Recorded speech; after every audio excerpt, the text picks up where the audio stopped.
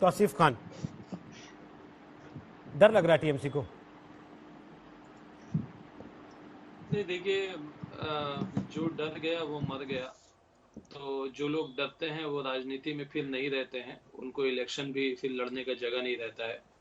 अभी जो आप जिस स्टेटमेंट का रेफरेंस दे रहे हैं सौगतो राय का, वो असल में एक सेंटिमेंट है जो मालदा में और मुर्शिदाबाद जैसे इलाके में, जहाँ पे कांग्रेस पार्टी का कुछ चहल पहल है, ऐसे इलाकों में ये एक सेंटिमेंट है, लोगों का सेंटिमेंट है कि जो सेक्युलर वोटर्स हैं उनके वोट्स को डिवाइड ना किया जाए। आप लोग मिल करके क्यों नहीं इलेक्शन लड़ते हैं? तो इसी पब्लिक सेंटिमेंट को लेकर के सौगतो राय ने एक कमेंट किया है।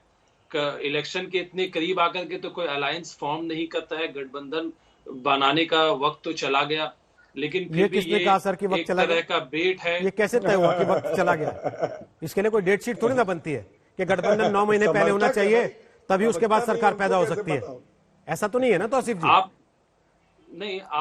नेताओं के कमेंट सुनेंगे, नेताओं की तरफ से, और जो लोग विश्लेषण जो करते हैं बैठ करके, आप उनके बातें को सुनेंगे तो आपको समझ में आएगा कि हाँ, ये कितने सीरियस हैं अपने कमेंट को लेकर के, या इसके पीछे क्या वजह है। वजह सिर्फ यही है कि ये लोगों का सेंटिमेंट है, और ये खास तौर पे कह दिया जाता है मुस्लिम, तो सिर्फ ये मुस्लिम नहीं, ये जो बंगाल भद्रो लोग जिसको हम लोग कहते हैं, भद्रो सोसाइटी जिसे कहते हैं, जो कि सेक्युलर वोटर्स हैं, जिसमें सिर्फ मुस्लिम नहीं होते, नॉन मुस्लिम। सेक्युलर का मतलब क्या है? वो जो आदमी आपको वोट नहीं देगा वो सेक्युलर नहीं है? पहली चीज, ये डेफिनेशन आपने कैसे तय की?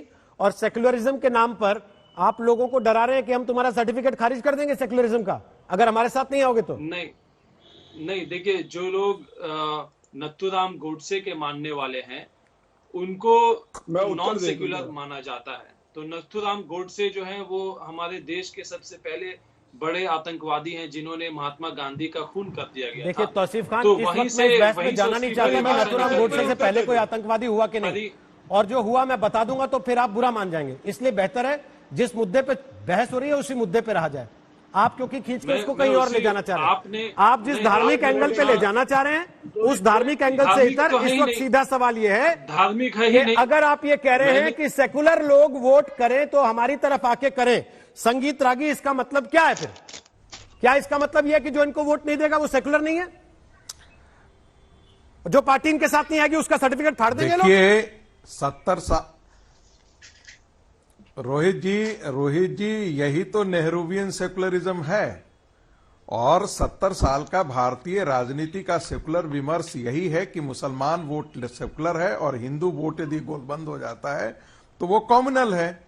यदि ओवैसी यदि बंगाल में चुनाव लड़ने जाते हैं तो उनके लिए कहा जाता है कि देखिए बहुत गलत हो रहा है क्योंकि सेकुलर वोटों, मुसलमानों का वोट बिखर जाएगा। लेकिन यदि यही भारतीय जनता पार्टी कह दे कि बंगाल के हिंदुओं किसी अन्य पार्टी को वोट मत देना, यदि तुम्हें अपनी अस्मिता, गौरव और अपने सांस्कृतिक विरासत को बचाना है तो सिर्फ और सिर्फ भारतीय जनता पार्टी को वोट दो, तो ऐसी स्थिति में वो सारी चीजें, नैरेटिव जो है वो कॉम्युनल हो जाएगी। देखिए, पश्चिम बंगाल की राजनीति में आने वाला जो चुनाव है वो त्रिकोणीय संघर्ष होने जा रहा है, जिसमें एक गोलबंद पोलराइज्ड पॉलिटिक्स में भारतीय जनता पार्टी के साथ रहेगा, और दूसरा में भारतीय ओवैसी की पार्टी और तृणमूल कांग्रेस से दोनों चुनाव लड़ेंगे। देखना यह है कि कितनी सीटों पर ओवैसी की पार्टी जीतती है। मुझे ऐसा लगता है कि 130 ऐसी कंस्टिट्यूएंसी है जहां पर मुस्लिमों का प्रतिनिधित्व, मुस्लिम वोट जो है वो बहुत बड़ी तादाद में है।